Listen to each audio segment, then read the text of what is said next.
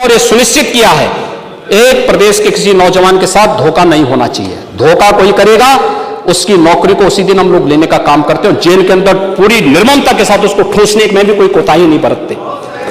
आपको बुलडोजर से डर लगता है, लेकिन ये निर्दोष के लिए नहीं है, उन्हीं अपराधियों के लिए है जो प्रदेश के नौजवानों के भविष्य के साथ खिलवाड़ करते हैं, जो प्रदेश के व्यापारी और बेटी की सुरक्षा में सेंध लगाने का काम करते हैं, जो प्रदेश के अंदर अराजकता पैदा करके सामान्य लोगों का जीना हराम करते हैं।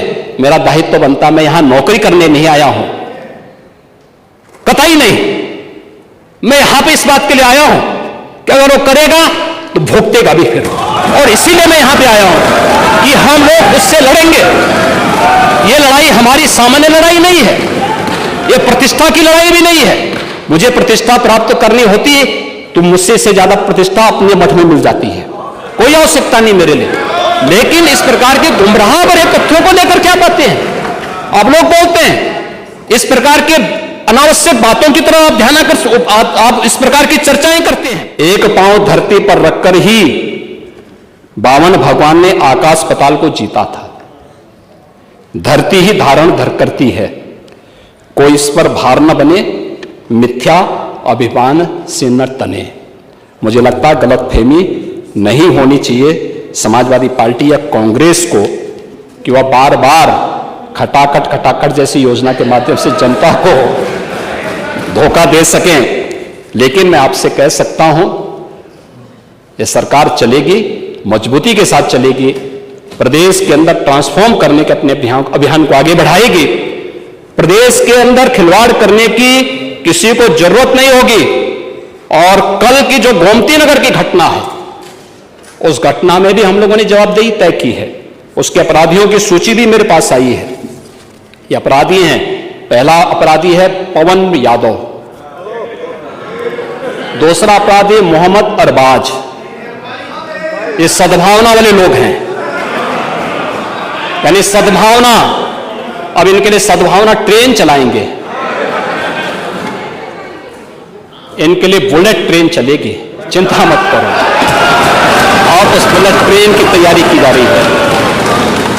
और इसीलिए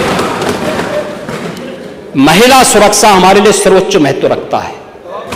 हमने इस बात को पहले दिन कहा है, कोई खिलवाड़ करेगा तो उसका खामियाजा भुगतेगा। हम लोगों ने इस बारे में हम लोगों ने आश्वस्त किया एक एक बेटी को, एक एक बहन को हम लोगों ने इस बात के लिए आश्वस्त किया है। और मैं फिर इस बात को कह सकता हूं, इस घटना को हमने गंभीरता से लिया है, और गंभीरता से लेने का परिणाम है पूरी चौकी को सस्पेंड किया है, इंस्पेक्टर को सस्पेंड किया है, डिप्टी एसपी, एडिशनल एसपी और डीसीपी, इन सबको वहां से चेंज करके इनके खिलाफ भी कार्रवाई हमने प्रारंभ की है।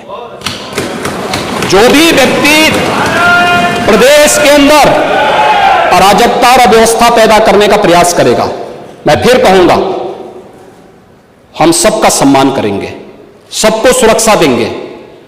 लेकिन अगर किसी ने अव्यवस्था पैदा करने का प्रयास किया है तो फिर उसका भुक्तभोगी भी उसको बनना ही पड़ेगा। मैं यही आपसे भी कहूंगा कि आप अपने लोगों को भी इसके लिए तैयार करेंगे कि वे कानून का पालन करने की दिशा में आगे बढ़ेंगे, तो मुझे लगता है कि यह अच्छी दिशा में आगे बढ़ पाएगा।